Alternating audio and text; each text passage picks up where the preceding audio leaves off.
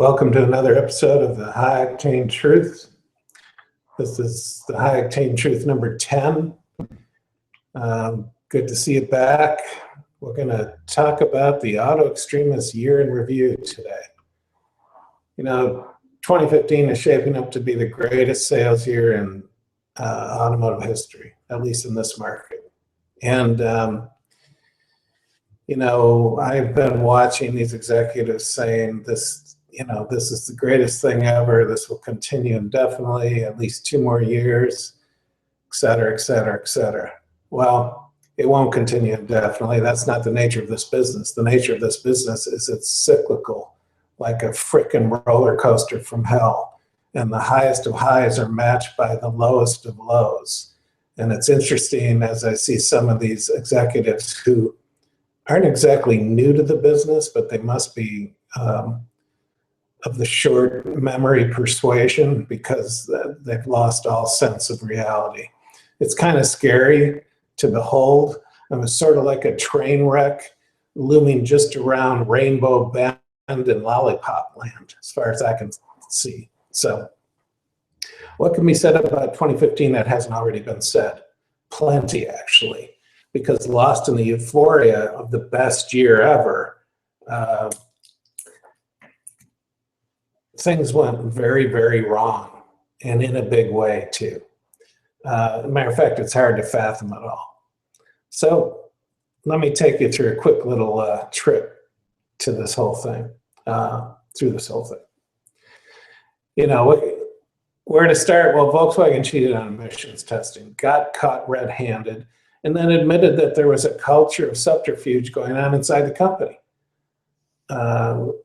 It was a whole charade to meet the US diesel emission standards, which were the toughest in the world, and they blew it. I mean, they literally cheated. Why did this happen? Well, you have to understand something about Volkswagen in the reign of terror of Dr. Ferdinand Piëch, who ran Volkswagen with an iron fist. I mean, the guy's legendary. He did incredible Porsche race cars. He's had an incredible career, but he rules with an iron fist and by intimidation. He's notorious, tyrannically mercurial. I mean, this guy is unbelievable. And rather than disappoint him, these engineers, you know, the last thing they want to do is tell Piëch the words, "Oh, we can't do that," or "we can't get that done," because, you know, that meant certain expulsion to seat warmer development or worse. So they just went ahead and built in an electronic cheating device that would kick in when the cars were being tested by the EPA. Kind of brilliant, as long as you don't get caught. Bad decision? Well, let's say that doesn't even begin to cover it. This one boneheaded scenario managed to do 2 things no one thought possible. 1, destroy the vaunted reputation for German engineering excellence literally overnight. I mean, let's be clear here. They admitted that they couldn't figure out how to meet the standards, as in, WTF, are you kidding me? And 2, it destroyed the Volkswagen brand image in this country and around the world in one fell swoop.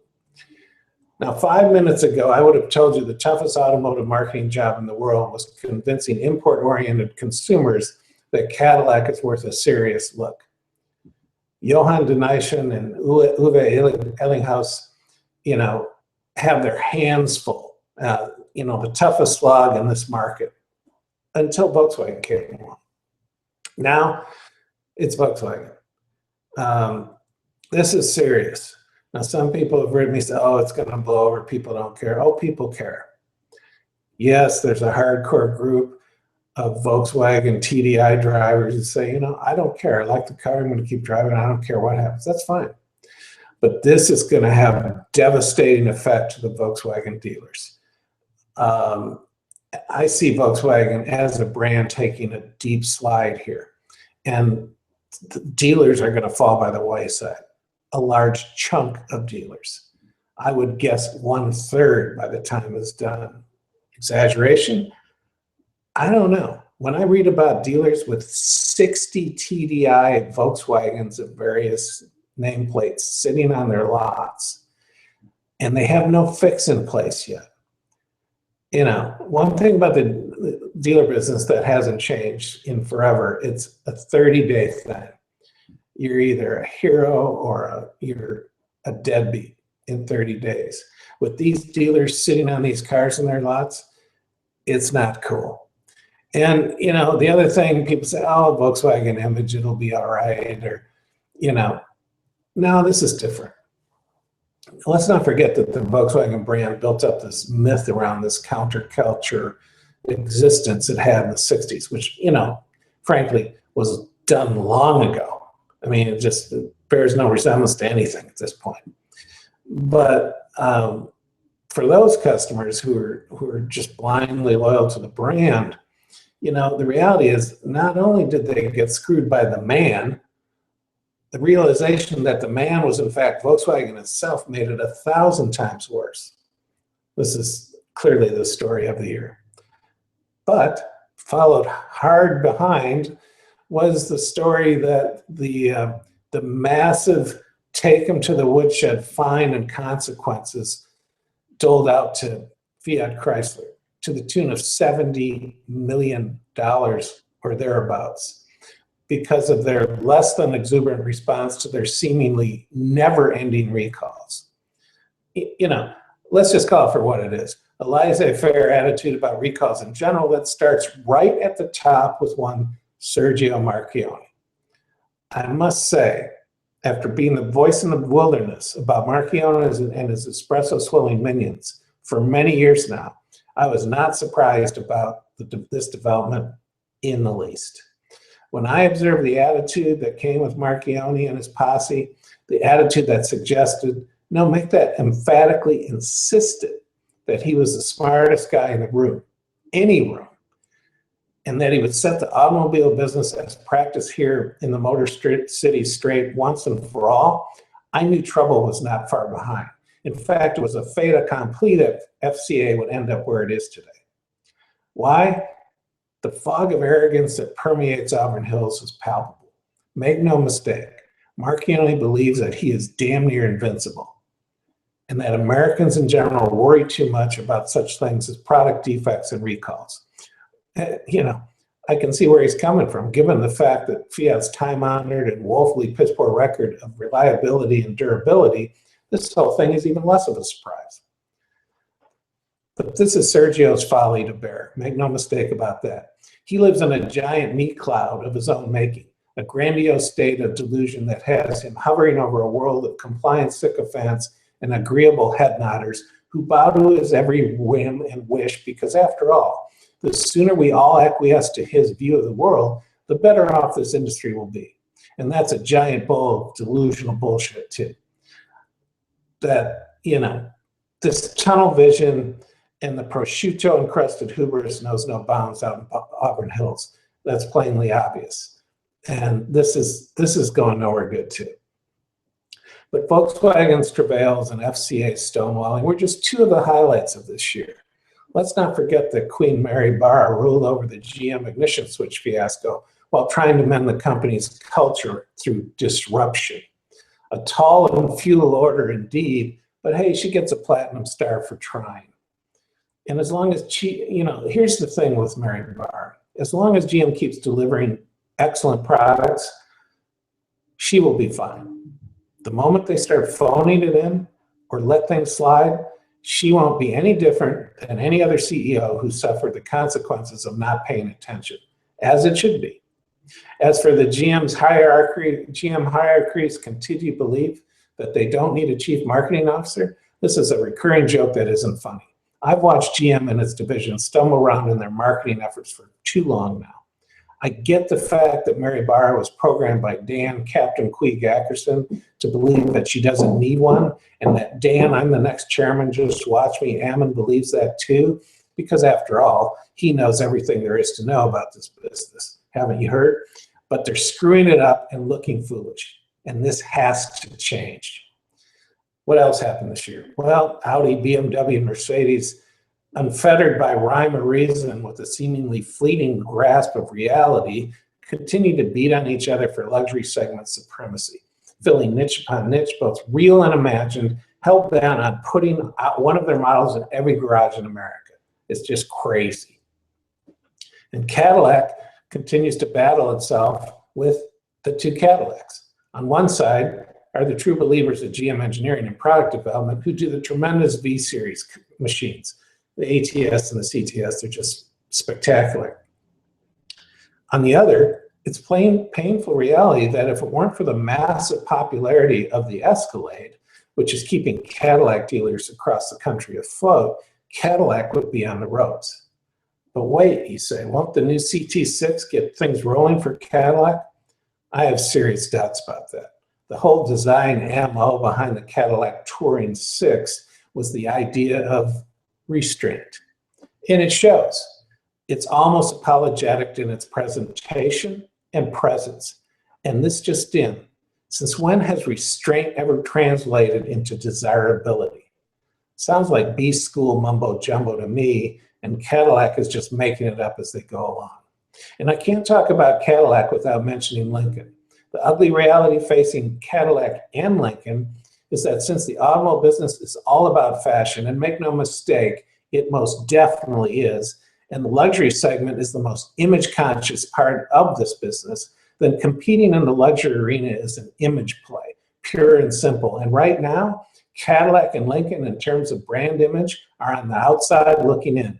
And they're looking at years, not quarters, but years before they will be able to even noticeably move the needle. Talk about painful realities.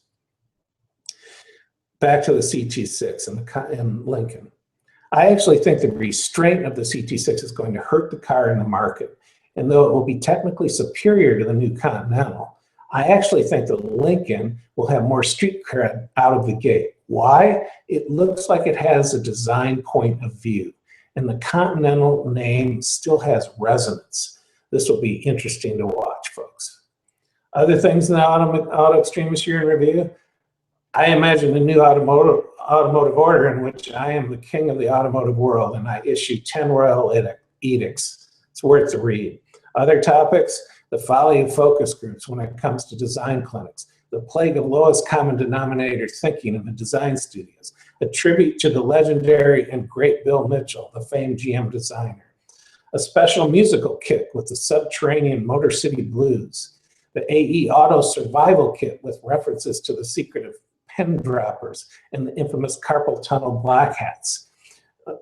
A little note about GM PR's embarrassing storytelling of late and their amateurish and transparent stunts, all in the name of promoting Mary Barra. It's just kind of pathetic. And then there's the concept of selling air, and also our leading contender, at least so far, for the Autoextremist answer to the question that absolutely no one is asking in 2016. In case you're wondering, the Evoque, Range Rover Evoque convertible, whatever.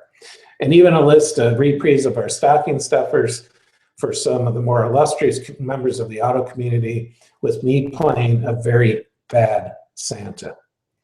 And I don't forget that there's an entirely different dimension of Autoextremist in the best of On the Table. Our On the Table section, believe it or not, a lot of people miss it every week.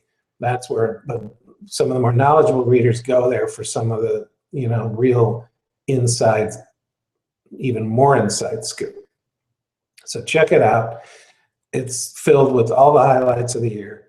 There's also an end of year fumes column, my motorsports column, and end of fumes, the line, with some spectacular photography by my old friend John Thawley, who's one of the best in the business, and just brilliant motorsports photography. So check it out.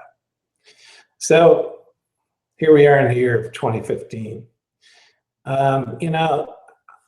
There's something I've noticed, that this is what this business has come down to.